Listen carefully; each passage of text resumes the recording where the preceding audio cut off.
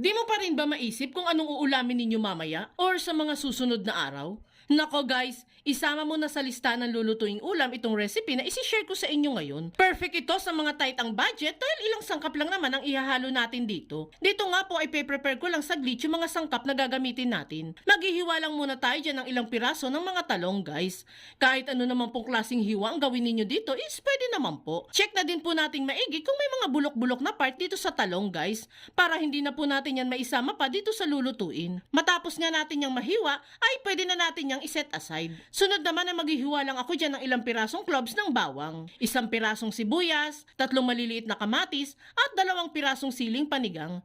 Ito palang recipe na gagawin natin guys ay kaya pong magpakain ng 4 hanggang 5 miyembro ng pamilya. At bukod pa doon, kahit nga matipid at minimal ingredients lang yung gagamitin natin, ay sure naman na kung talagang magugustuhan ito ng pamilya natin. Yung palang siling panigang guys is optional lang naman po ha. Pwede kayong wag na maglagay nito para makakain naman yung mga kids natin. After nga nating ma-prepare lahat ng yan ay pwede na tayong magluto. Sa ating kawali ay magpapainit lang muna tayo dyan ng sapat na mantika para po ipang prito dito sa ating mga talong.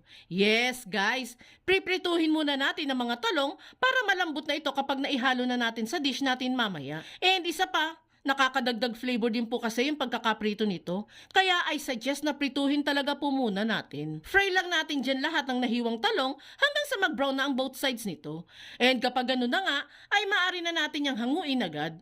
Dito ulit sa pinagprituhan ng talong ay nagbawas lang po tayo ng mantika para makapagisa ng mga aromatics. Igigisa lang natin dyan ang sibuyas at bawang at hayaang lumabas ang aroma nito din sa kaisunod ang kamatis.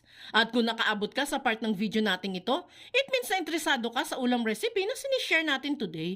At kung sakali pong magugustuhan mo ito, pwede po bang pakipusuan mo naman ang video natin at mag-iwan ka na din po ng comment na amazing tipid ulam recipe. Maraming salamat po. Matapos nga nating magisa-gisa ang mga aromatics, ay pwede na din nating ilagay dyan ang hiniwa nating siling panigang, which is optional lang naman kung maglalagay po kayo or hindi na.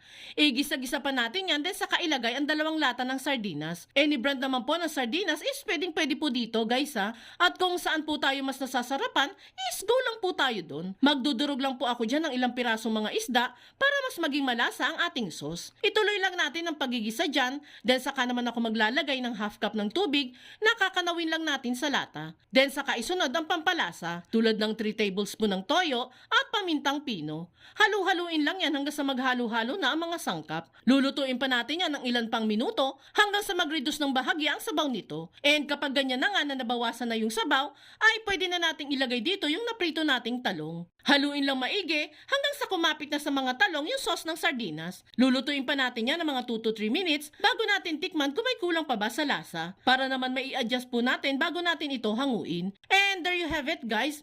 Ready to serve na itong madali, masarap, at matipid na pritong talong with sardine sauce. Kaya kung nagustuhan mo ang recipe natin today, i-share at itag mo na ang buong pamilya at barkada at subukan nyo na rin magluto nito.